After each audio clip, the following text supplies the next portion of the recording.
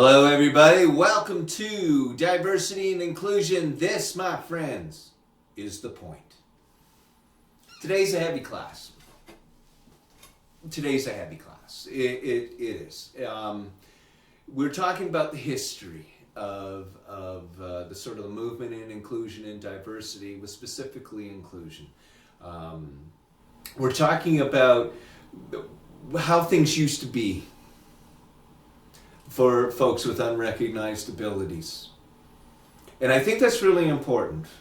I think we have to sort of unpack some of the history and some of those things that had happened to folks with unrecognized abilities so we understand where we're going. I really believe that if we understand where someone has been, then we know where we need to go. So it's a tortured history. It's a history filled with neglect, isolation, abuse in every single form, and it was silent. I don't know about you, but when I was a kid in high school, my contact with folks with unrecognized abilities was minimal. They weren't in our class. They weren't in our community. Where the hell were they?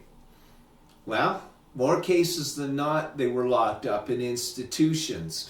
Back then, if you had a brother or sister, if your mother had a child, and that child had an unrecognized ability, often what the doctors would say is, put the kid in a hospital, an institution, and go back and have some more babies. That was the history. My very close friend, I get emotional about this, folks, because it is quite personal. My very close friend, Scott Clausen, who I'm in a band with and I've known for a long time. He's the same age as me, born in the same year that I was born. And he was born with thalidomide. His mom took thalidomide, and so he ended up, he's really short, he has like flippers for hands, and he's visually impaired and all that other kinds of stuff. And he was institutionalized for the first 22 years of his life. Just because he looked different. He just looked different. That's it. He looked different. And so he was locked in an institution where terrible things happened to him. But, the one good thing that happened to him is somebody gave him a transistor radio. And he learned the lyrics and sang every song you can imagine from the 60s, 70s, and 80s. And then he was freed. And then he ended up working in radio, which he still does to this day.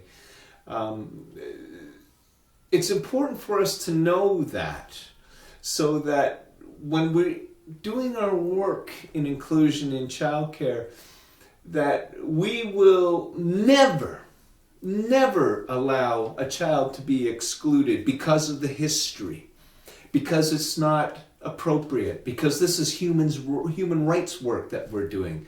And that if anybody excludes a kid, that we'll feel nauseous because we remember the history.